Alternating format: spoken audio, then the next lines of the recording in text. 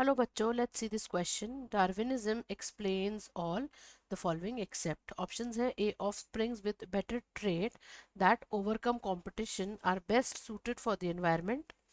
B. Variations may or may not be inherited from parents to offsprings through genes.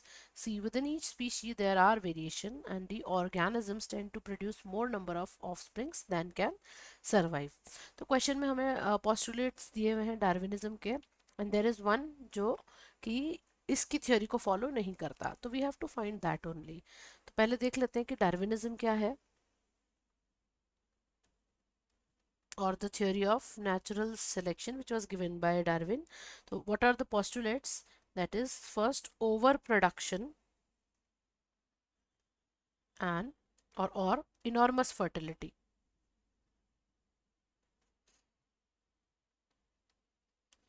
That living beings जो हैं they have the innate ability to produce their own progeny. So ताकि वो अपनी life की continuity को maintain कर सकें अपनी स्पीसी को। Second is the struggle for existence.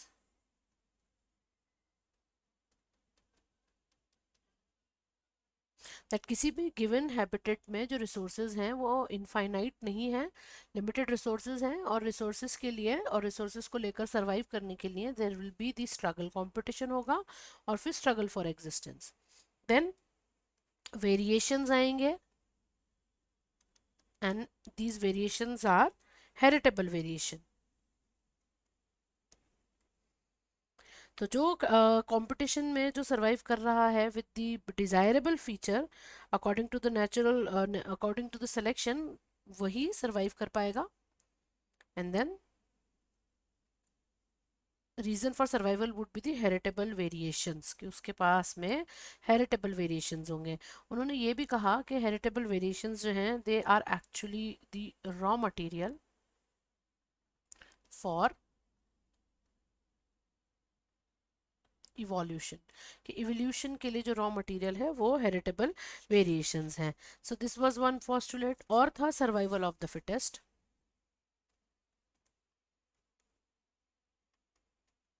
Survival of the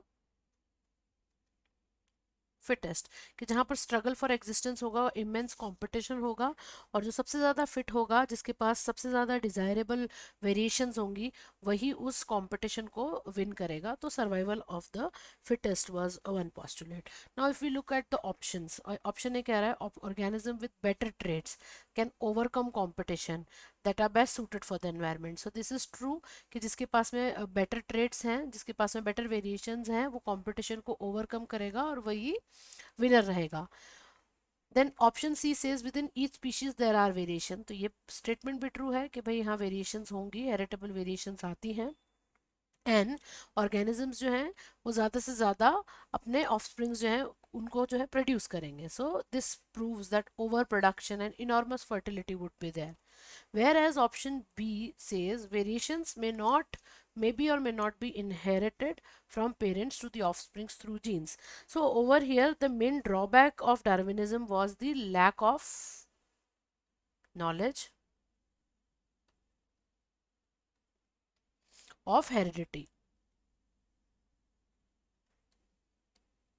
कि जो डार्विन की थ्योरी है वो ये एक्सप्लेन नहीं कर पाई कि जो इनहेरिटेंस है वेरिएशन का वो किस तरीके से होगा, because he did not explain what are actually genes. तो वो जीन्स के बारे में नहीं बता पाए, तो थ्योरी क्या नहीं एक्सप्लेन कर पा रही है? The theory could not explain the inheritance of variation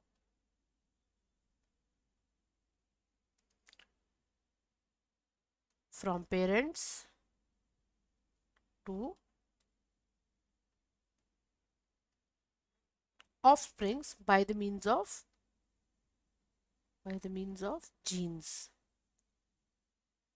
So the final answer to this question is option B. Variations may or may not be inherited from parents to the offspring through genes. I hope you understood it well. Best of luck.